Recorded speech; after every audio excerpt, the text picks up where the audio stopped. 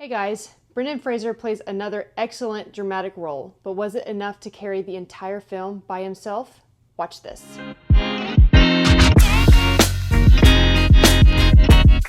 Hey guys, today we saw Rental Family. It's about Phillip. He's in Tokyo and he's a struggling actor. He takes a unique job at a rental family agency. It's a business that allows clients to hire actors to fill emotional gaps in their lives. Phillip becomes a little too emotionally invested in his work. The release date is November 21st, 2025. It was written and directed by Hikari. Stars Brendan Fraser, Takehiro Hira, Mari Yamamoto, Shannon Gorman, and Akira Imoto. Genre is a comedy drama. We watched it in theaters and the runtime is 1 hour 50 minutes. Story and pacing. The story was very easy to follow. It kept most of my interest throughout the film, but it had multiple moments where it slowed down. Characters and performances. All the characters were decent. Brendan did an amazing job. He was fantastic, but the little girl was freaking terrible. Oh my gosh, she was not terrible. Awful. This was her first role. Yeah. This is her first film, and I have no idea how she got selected for the role. I thought she did a decent job. I think that, you're probably going to say this, I think that Brendan probably helped her some, but I think that I don't understand why she got chosen for a movie that was probably going to be a little bigger, like with Brendan and stuff like that. Mm-hmm. She wasn't the best actress for the role. I mean, either she's in a huge movie or he's in a tiny movie. Yeah. She is not terrible. She is okay. You can tell when she's speaking, they were like, did she get it? Just keep it in the film. And then she had no emotional depth. I mean, there was no emotion from her. Like when Brendan Fraser started with his character Phillip he is a very good actor with his dramatic roles. I mean, excellent. So whenever he starts showing those emotions with crying and stuff, she showed nothing. Absolutely nothing. And then when she went to when she was sad, he was developing a tear. She wasn't. And then she went to hug him and then a tear fell down. I was like, they freaking added that tear. But obviously he's had years and years and years to get to where Okay, so get a talented kid. Yeah. I would agree with that, but she's not terrible. She was okay. But she shouldn't have been selected for that role. I mean, obviously I don't know the selection role. Maybe they were like, well, this is what we could find. We needed someone who was fluent in Japanese and English, and she could act.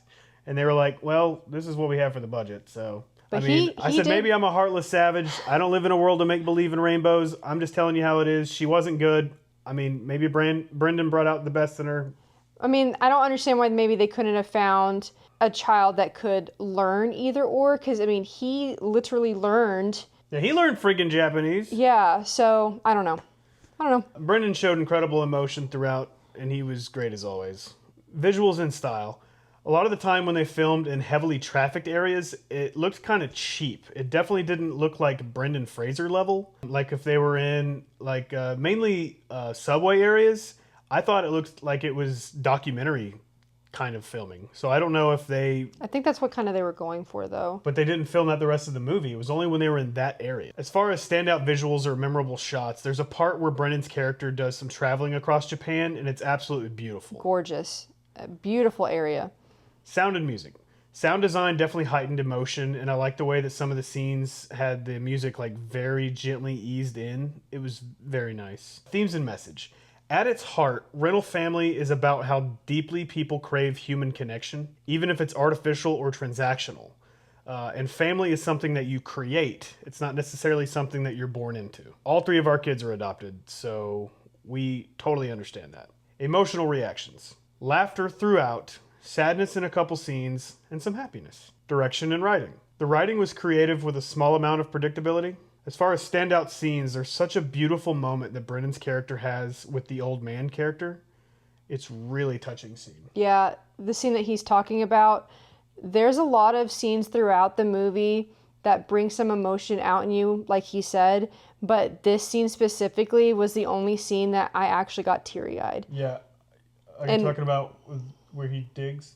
No. Oh, that's the scene you're talking about? Yeah. No, there's another scene. And this scene... when he realizes, because they're not very touchy-feely people, and he's very emotional, and he is across from him, and he realizes this man needs connection. So he reaches over, and he kind of moves over around, and he reaches, and he realizes this man, he's not going to get American loving on him, but he's going to get comforting for him, because Phillip is very emotional. He's a very emotional person. No, there's another scene that happens, and I don't want to ruin it because it's towards the end. And is it the one that matches the scene from the first? Yes. Oh, yes. And that scene was the only scene. And I'm not... That was very touching. I am not an emotional person at all. Yeah, it's unfortunate in our marriage. Shut up. But it was the only scene that I got really teary-eyed in it. And I don't know if you talk about anything, and I'll bring it towards the end if you don't, but it was very emotional. This is a really good movie that brings out a lot of emotions throughout it. Overall impact. One thing it did really well was show the connections between characters. One thing that could have been better was the selection of actor for the little girl. Leave the little girl alone. She really wasn't good. No, she was okay. Poor thing. See how she didn't say good? I would compare it to Lost in Translation. That's about an American lost in Tokyo who forms meaningful connections. Shoplifters, that explores what family means beyond biology. And The Farewell, that balances humor and emotion while exploring what it means to perform a role for the sake of identity. For the sake of family. Final thoughts. Favorite element. There's a hilarious and awkward funeral scene that at the end of the scene had a very emotional undertone with Brendan Fraser's character. It was pretty funny, very awkward. Least favorite element. Didn't really dislike anything about the movie. It was just kind of slow. Other than, I guess, he keeps picking on this poor kid. No, I'm not even thinking about her. The movie was just slow, and the movie had Brendan in it, but he wasn't enough to carry the whole film, and I think that's why it missed the mark. Because when you finished it, you were like left wanting more. I wanted this film to do well, but it's up against the new Wicked sequel, Predator: Badlands, Now You See Me 3, and The Running Man. It had to compete with all those, so I don't think it stands a chance at doing very well in the box office. And I do want to add, in this movie, it did have a lot of things from beginning to end that it did really well. Yeah. It compared a lot of stuff. There was a lot of symbolism in this movie. Life stages. There was life stages from young to old.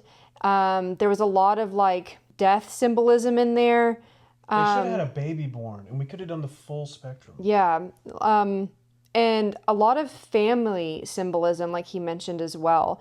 The movie did really, really well with that. It just didn't hit... Something was missing. Yeah, it just didn't hit the mark. Brendan Fraser was the only thing in there that was really, really well done. But all of his movies are. I mean, he's an amazing actor. He does all of his parts really well, but it just didn't hit the mark. The little girl just wasn't... I'm not crapping on her again. She just wasn't enough to help carry the rest of it. The whole writing of it, the movie itself, the screenwriting of it was beautiful. Yeah. Absolutely great beautiful. writing. I mean, nothing against the writer, which is funny because the woman who wrote it also directed it. But it was a good movie. And again, Brendan Fraser did outstanding in it. It just didn't hit it. Sorry. All right, let's go to our recommendation. We will recommend that you either see it in theaters, you will rent it when it's available, or you're going to stream it on one of your platforms. With this one, we are going to recommend that you stream it. Do you want to explain why? Well, the movie was good, and Brendan was great, but it just wasn't a great movie. You'll enjoy it if you watch it, but we just don't think it's worth the extra money. Yeah. It wasn't an independent film. If it was, we would have said rent it. But it was pushed out by Searchlight Pictures, which is a huge company. We're just going to say stream it. Yep. And now we come time for our... Comment. Yep, our question and comment for this video. Yep. So our comment is, what is your favorite Brendan Fraser film? Mine is, which I think everybody's probably going to say this, is The Mummy. Mine is due to his just range in his acting. With this one, the Mummy basically franchise, he can do comedy, he can do action, he can do drama. He literally can do it all in this specific film. So yeah. That's why I chose the Mummy franchise. I liked School Ties. It was his first dramatic role, and it was his real really good film that he did. I want to say 92, may have been 91. I think it's 92. And I mean, there's just great acting in that film and a really great film in itself. All right. Well, thank you guys so much for coming to watch us on this awesome couch here. And you matter to us. Don't forget. And we'll see you guys again pretty soon. Thank you guys. Bye. Bye.